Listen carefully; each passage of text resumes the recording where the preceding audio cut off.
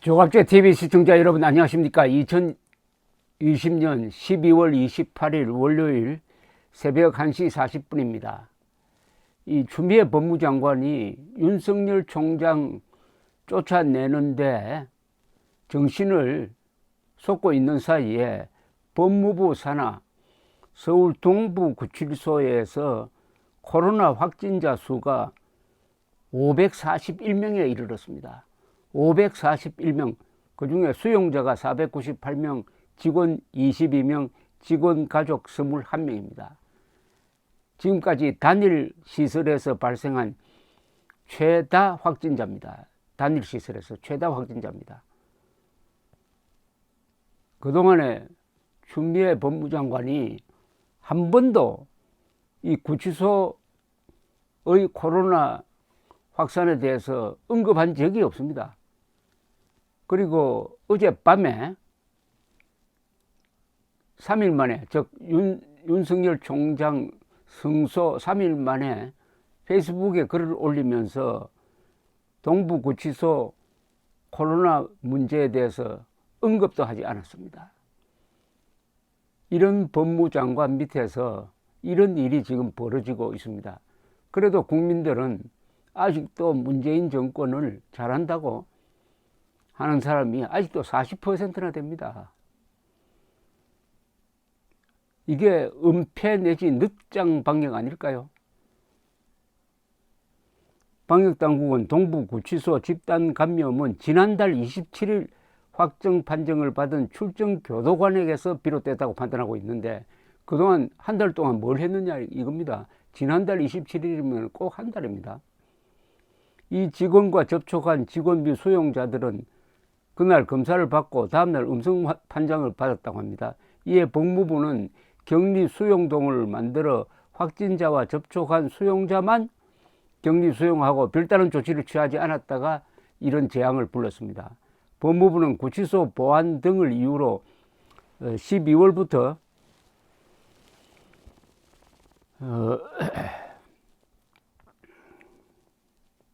송파구를 배제하고 질병청구와 함께 구치소 내에 선별 진료소를 따로 설치해서 자체 방역에 나섰다고 합니다. 이후 지난 5일 직원 1명이 확진 판정을 받은 것을 시작으로 6일, 11일, 12일, 13일, 14일 연달아 직원 13명과 수용자 1명이 확진 판정을 받았습니다. 이들 대부분은 최초 확진자와 접촉하여 자가격리 중이었던 출정교도관이지만 11일 이후에는 확정 판정을 받은 직원 중 일부가 접촉자로 분류되지 않는 바람에 정상 출근했다고 합니다. 허점이 생긴 거죠. 집단 감염의 전조였습니다. 법무부는 지난 16일 직원 2명이 추가 확진되고 나서야 감염이 전방위적으로 일어난다고 판단해가지고 2일 뒤인 18일 구치소 내 직원과 수용자를 대상으로 전수검사를 했더니 결과가 충격적으로 나타났습니다. 수용자 185명과 직원 2명 등 감염자가 무더기로 쏟아져 나왔고, 법무부는 19일에서야 동부구치소에 현장 대책본부를 설치하고 접견 교화 행사를 중단시키고 이송을 중지시키는 등 본격적인 방역 대책에 나섰다니까 벌써 20일 동안 뭘 했느냐 이겁니다. 법무장관이 여기에 아무런 관심을 기울이지 않으니까 이런 일이 벌어진 거라고 봐야 되는 것 아니겠습니까?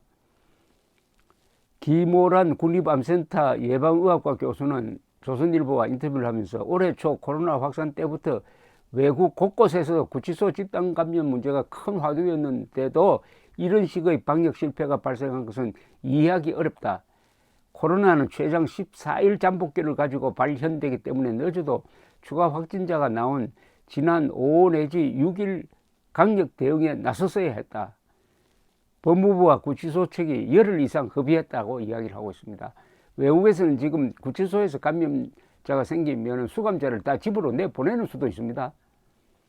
그런 데 대한 아무런 시나리오가 없었다는 이야기죠. 특히 법무부는 지난 11월 27일 첫 확진자가 발생하기 전에는 방역 마스크조차 지급하지 않았답니다.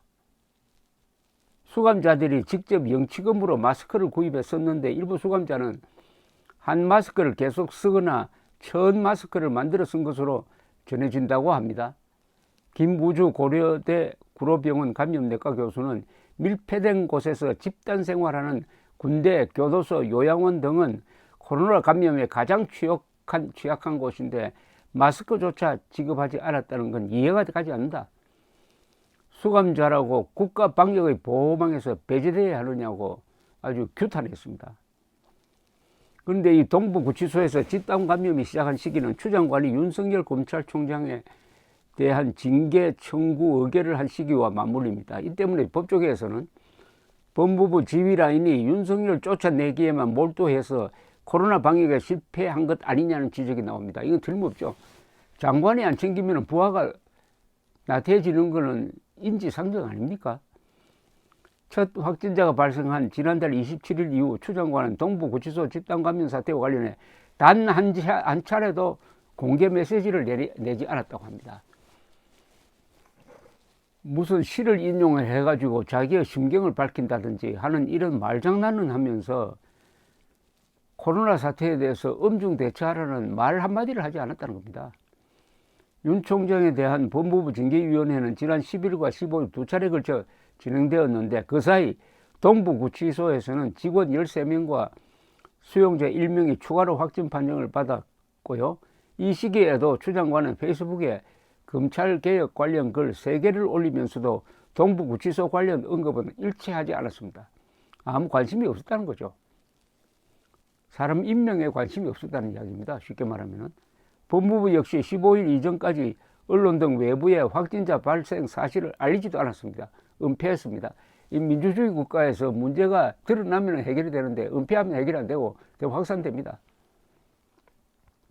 한 법조계 관계자는 구치소 직원과 수용자들이 법원과 검찰, 외부 교화 시설 등을 자주 오갔을 텐데 왜 빨리 이러한 사실을 알리지 않았는지 이해가 안 간다. 피의자, 수감자 인권 존중을 강조했던 법무부가 수용자 건강 문제는 내팽개친 것이라고 했습니다. 인권 변호사가 다스리는 나라가 이렇습니다. 법무부는 코로나 확진 판정을 받은 동부구치소 수감자 중 고령자, 기저질환자를 제외한 무증상 경증자 400여 명을 28일부터 청송교도소로 이송한다고 했네요. 청송교도소는 국내 유일하게 독방 구조의 구치소로 독방 500여 개가 마련되어 있어 자가격리가 가능하다. 이렇게 되어 있습니다. 여러분, 제가 좀 흥분했는데 이게 흥분할 사항 아닙니까? 자꾸 이 8.15 광화문 집회와 비교가 됩니다. 그때 8.15 광화문 집회 그 앞에 사랑제일교회에서 확진자가 나왔습니다. 여기에 이 정권은 8월 코로나 재확산의 이 책임을 전가를 했습니다. 그러면서 정광훈 목사를 구속하고 8.15 집회를 주최했던 사람을 몇 사람들 구속하고 그리고 광화문 집회에 참석했던 사람들 전화를 추적해가지고 일일이 검사를 하도록 했는데 그 나중에 결과가 어떻습니까? 8.15 광화문 집회는 8월의 확산과 아무 관계가 없습니다. 언제 확산이 시작되었느냐? 그 전 11일에서 13일 사이에 환자가 늘었습니다. 왜 늘었느냐? 바로 이 정권이 휴가철을 맞아가지고 여행을 장려하고 관광을 장려하고 공연 보기를 장려하고 쿠폰 나눠주고 한 것이 사람들의 접촉을 증가시켜서 거기서 확산이 된 것인데 그렇게 되면은 정권이 실수했다 이렇게 될까봐 문 대통령까지 나서가지고 이낙연 씨까지 나서가지고 엄벌하면서 광화문 집회, 애국 집회 그날 비가 왔습니다. 다 마스크를 쓰고 야외에서 거기서 무슨 코로나가 번집니까? 그리하여 그 사태를 모면했는데 이번에는 보니까 동부구치소가 진짜 이거는 확산의 센터가 되었으니까 정광훈 목사를 구속했듯이 이번엔 책임자를 누가 구속해야 되는 거 아닙니까? 법무장관은 직무유기감 아닙니까? 직무유기는 구속사유가 아닐까요? 이렇게 못된 짓을 하다가 결국 자기들이 판 함정에 빠지고 말았습니다. 북한 동포와 수감자는 인권 보호의 대상에서 제외된다고 하는 신념을 갖고 있는 이 문재인 정권, 천벌을 받을 겁니다. 천벌을 받을 겁니다. 감사합니다.